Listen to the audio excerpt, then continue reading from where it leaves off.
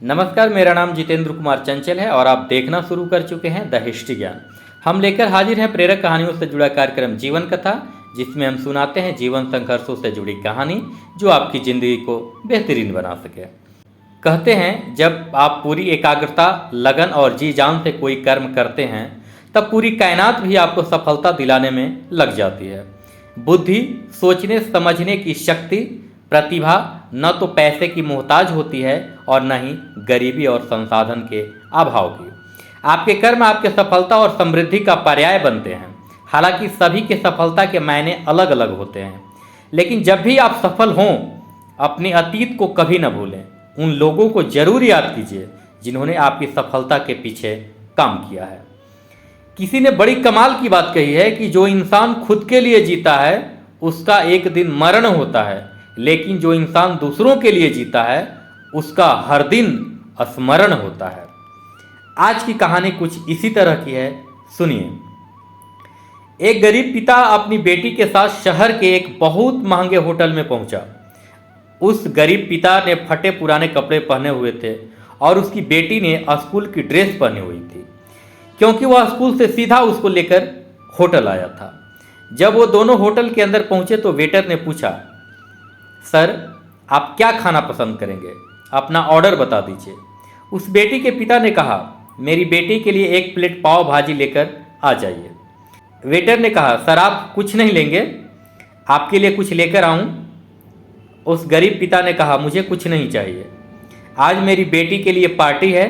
मैंने अपनी बेटी से वादा किया था कि अगर तुम पूरे ज़िले में 10th क्लास में टॉप करोगी तो मैं आपको पार्टी दूंगा। सबसे महंगे होटल में मैं आपको पाव भाजी खिलाऊंगा, तो आप बस बच्ची के लिए एक पाव भाजी लेते आइए। यह बात जब वेटर ने सुनी तो वह दौड़ते हुए अपने होटल के मैनेजर के पास पहुंचा और मैनेजर से कहा, सर मेरी आपसे एक छोटी सी दरख्वास्त है।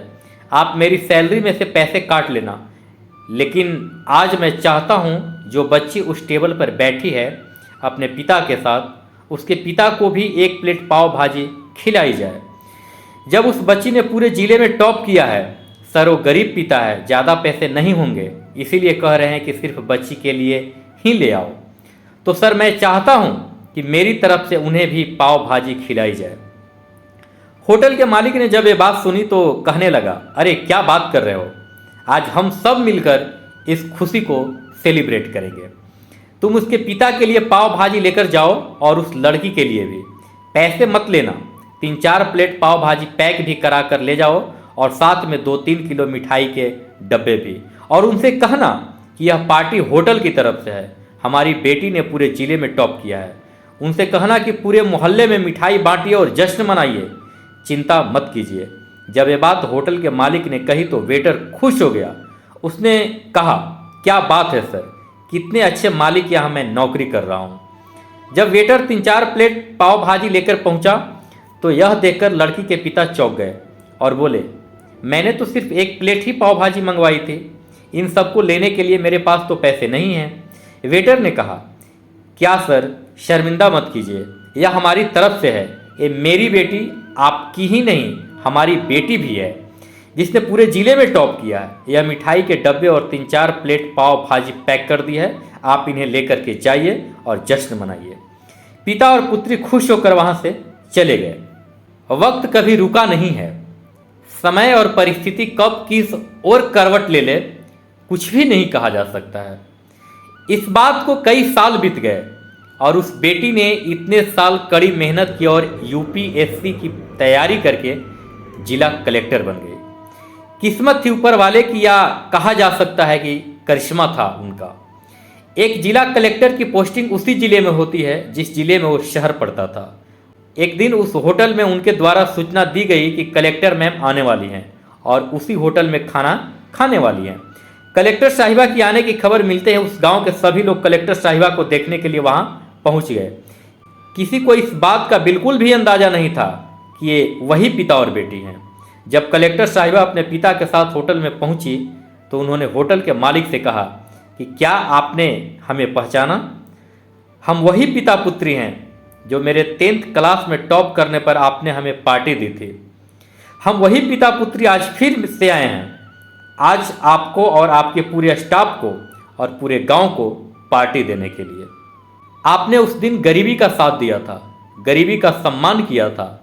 आपने उस दिन जो हमें पार्टी दी, उसने मुझे बताया कि मुझे कितनी और ऊंचाई तक पहुंचना है और मुझे मेरी मंजिल तक पहुंचना है।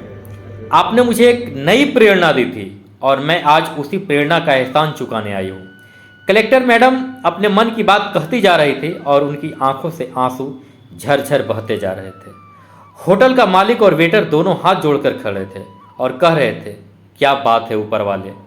यह छोटी सी कहानी हमें सिखाती है कि कभी भी किसी के गरीबी का मजाक मत उड़ाओ। हो सके तो उसकी मदद करना, और अगर मदद ना कर सको तो मजाक मत उड़ाना, क्योंकि वो सब देख रहा है। बनना है तो उसकी नज़रों में अच्छा बनिए। कम से कम करुणा, दया का भाव तो रख ही सकते हैं।